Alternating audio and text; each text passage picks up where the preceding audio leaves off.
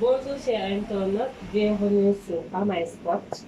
Dans cet entretien, nous recevons Anta Margay, chef exécutif en face de McDonald's. Bonjour Anta. Bonjour Mariam.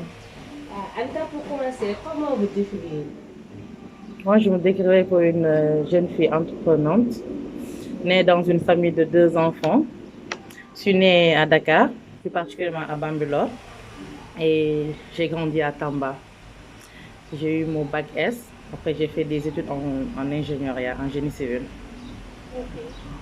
Donc, après avoir été une femme sénégalaise, comme toutes les autres femmes qui sont grandies dans les familles, qui ont évolué au Sénégal, après avoir fait vos études, pourquoi avoir opté l'entrepreneuriat au lieu de faire comme le fait la majorité des jeunes, aller chercher des boulots? En tant que dis-moi, si je fais pour l'entrepreneuriat. Oui, au début, j'avais des emplois, mais avec le temps, je me suis rendu compte que ce n'est pas la chose qu'il me fallait. Je voulais plus que ça, je voulais être indépendante. Donc, du coup, je me suis lancée dans l'entrepreneuriat. Ok, c'est le fait de vouloir être indépendante qui a fait que vous vous êtes lancé dans l'entrepreneuriat. Oui, au début, c'était le fait de vouloir être indépendante que je me suis lancée dans l'entrepreneuriat.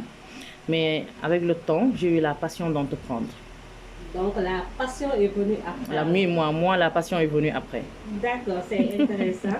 Donc, quelles sont vos premières difficultés, ou bien les premiers défis qui se sont présentés en vous quand vous avez commencé l'entrepreneuriat? Oui, au début, j'avais un problème de départ, Mhm. comme tout jeune entrepreneur.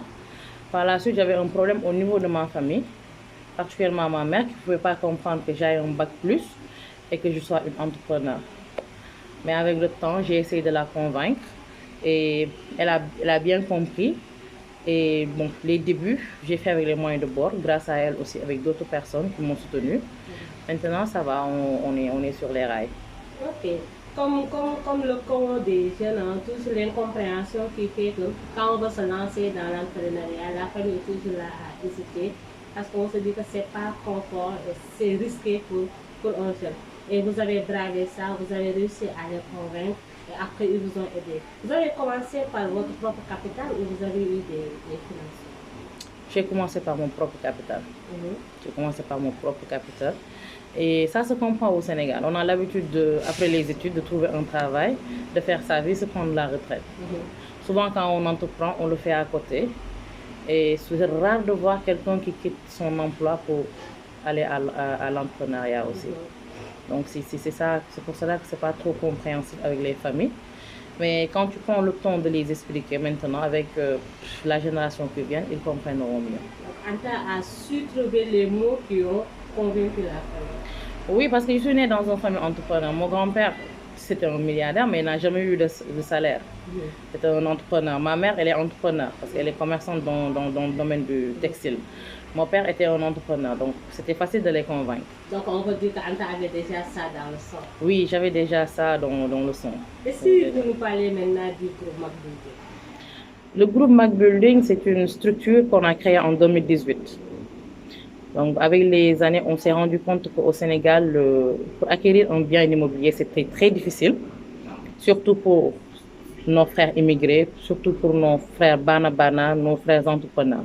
Donc, on a élaboré le projet du groupe McBuilding pour permettre à ces derniers d'acquérir leur bien immobilier, tout en ayant leur revenu personnel. C'est-à-dire, avec nous, vous n'avez pas besoin d'avoir un bulletin de salaire. Il suffit juste d'avoir la volonté et de vouloir avoir un bien immobilier et nous pourrons vous accompagner sur ça. Donc on peut comprendre que McBuilding est là pour accompagner les Sénégalais par rapport à, même si on n'a pas les revenus qu'il faut, même si on est confronté à la réalité socio-culturelle qui est bien sénégalaise, chaque Sénégalais ou Sénégalaise a la possibilité avec McBuilding d'avoir sa propre. Oui, c'est le but.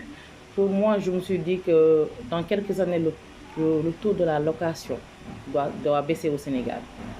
Chacun de nous, chaque Sénégalais doit avoir même une maison avec ses propres revenus, sans prêt bancaire, sans stress.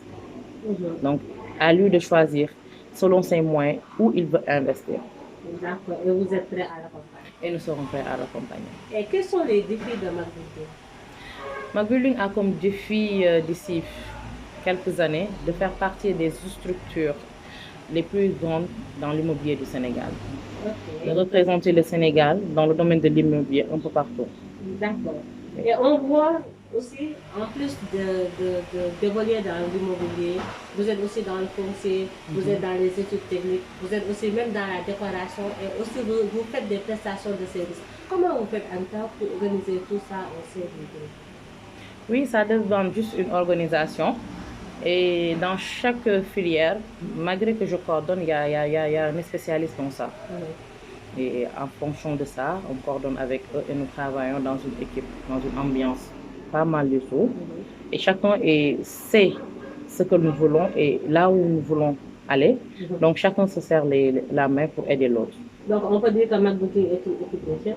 Oui, c'est une équipe de jeunes. D'experts ou de professionnels, ou on peut trouver tous les types de Sénégalais dedans? Moi, je ne suis pas pour le professionnel, l'expertise. Moi, je me dis que si quelqu'un est capable de faire quelque chose, laissons-le faire et voir les résultats. Okay. Il n'a pas besoin d'avoir un diplôme pour le faire. Donc, vous misez sur les compétences? Je mise sur les compétences de mon équipe. C'est important. Oui. Et maintenant, quelle est la perspective que vous fixez dans 10 ans, dans 20 ans?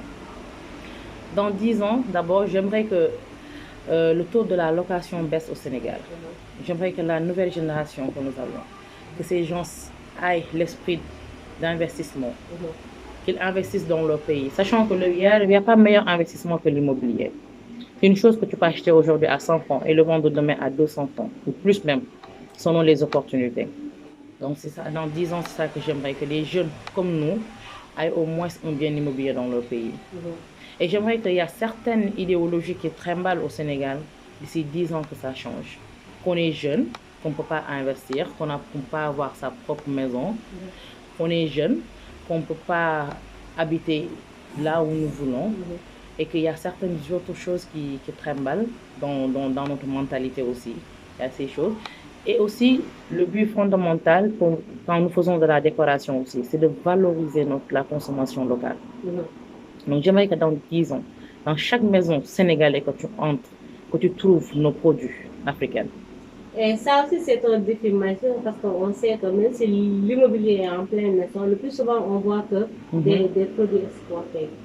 C'est beau, c'est joli, mais depuis longtemps, les artisans sénégalais revendiquent ça. Il est temps qu'on valorise la production locale, qu'on valorise l'artisanat local. Donc, on peut dire qu'avec McBooking, on peut atteindre cet objectif-là d'avoir consommé local purement sénégalais partout où nous sommes dans nos environnements. Oui, ça fait partie de nos objectifs majeurs, de valoriser la consommation locale. Parce qu'il n'y a pas meilleur que nos artisans. D'accord.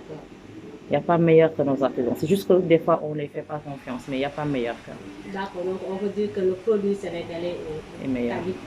Il n'y a pas meilleure qualité que le produit sénégalais. Tout à l'heure, vous disiez que l'objectif, c'est que dans 10 ans, que chaque Sénégalais puisse avoir une toile. Qu'on change cet état d'esprit de penser que nous ne pouvons pas, en tant que jeunes, avoir une toile. Mais est-ce que ce n'est pas plus une question de réalité qui fait que les jeunes, malgré leur maigre, parce qu'on sait que nous avons des sociétés, le pays est en voie de développement, il y a la précarité qui est là, les jeunes n'ont pas l'emploi, des emplois dits. Est-ce que le minimum de revenus qu'ils puissent avoir, ils peuvent rêver ou espérer avoir un toit d'ici 2 ans? Comment c'est possible dans les conditions où les jeunes sont? Que propose McBooking pour ça? Déjà, avec nous, vous n'avez pas besoin d'avoir un bulletin de salaire. Vous n'avez pas besoin d'avoir un revenu stable. Il suffit juste d'avoir la volonté et de dire la somme minimale que vous pouvez respecter par mois. Et déjà, pour dire moi, je donne l'exemple d'un de mes clients étudiants. Il a commencé il y a de cela 2 ans. Chaque fin du mois, dans son contrat, on avait mis 10 000. Mais des fois, il arrive d'avoir des surplus et de verser plus.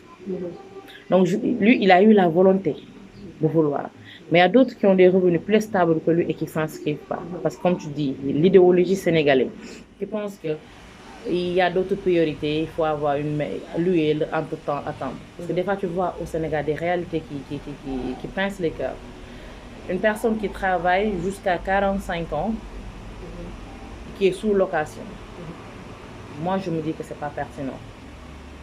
à 45 ans ou bien 50 ans, il sort pas un prêt bancaire. D'accord. Comment il va payer ce prêt? Mhm. Des fois, c'est ça qui les pose Donc, problème. il faut un changement de mentalité.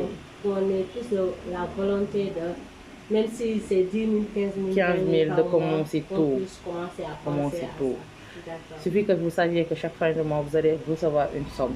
Et que cette somme, au lieu de le gaspiller sur des futilités, tu vas voir les Sénégalais, tu vois un jeune qui n'a pas de toit et qui se trimballe avec un iPhone, qui dit que j'ai pas de travail aussi. Oui. C'est un peu paradoxal dans le pays. Oui.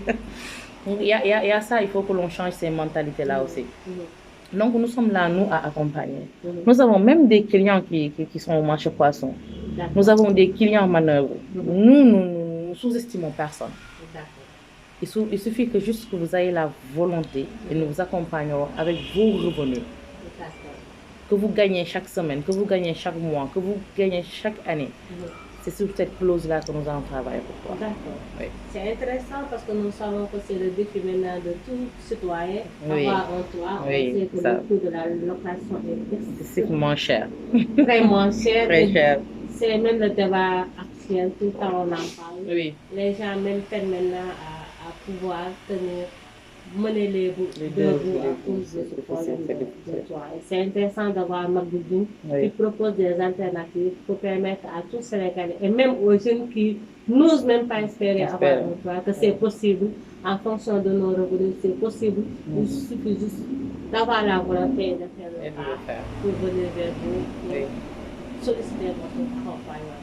Anta, qu'est-ce que vous recommandez ou bien quel message vous voulez lancer aux jeunes qui veulent entreprendre, que ce soit l'Africain ou le Sénégalais, qui veut, mais qui a peur par rapport à toute cette insécurité, par rapport à tout ce qu'on vit dans l'entrepreneuriat? Comme j'ai l'habitude de dire, c'est un domaine qui engorge beaucoup de défis. Et au-delà de vouloir entreprendre, il faut avoir la passion et la patience. Il faut avoir foi en soi. Moi, je me suis dit que ce que les autres ont pu réaliser, moi, je peux bien les réaliser. Donc, je me suis mis là-dedans. Je rencontre toujours des difficultés, mais je me relève. Parce qu'il n'y a rien de facile dans la vie. Rien n'est facile dans la vie. Et au-delà de se battre, il faut aussi avoir foi en soi et croire en Dieu. Parce que c'est lui qui décide de tout. Mais quand tu croises les bras et que tu dis que ça fait la barre, comme on a l'habitude ici de dire au Sénégal, ce Dieu-là ne va jamais venir. Donc il faut toujours miser sur la foi. Il faut miser sur la foi et s'y mettre. Oui. Et surtout la volonté d'agir. Merci. Et il ne faut pas dire qu'il me faut 2 millions ou 20 millions pour réaliser mon projet et que j'ai 100 francs. Mais il faut commencer avec les 100 francs que tu as. Il faut commencer avec ce que tu as. Avec le temps, il faut qu'au Sénégal, il y a certains projets, il faut que ça se réalise pour que les gens viennent se rejoindre. Au début, tu verras personne, mais tu fais avec et tu te bats. Et je pense que s'il plaît à Dieu, Inch'Allah, tous les entrepreneurs verront le bout du tunnel, quoi. Inch'Allah. Moi, c'est ça ma philosophie. Et le reste, c'est fini. C'était un plaisir de vous recevoir dans cet entretien-là. Plaisir partagé, Mariama.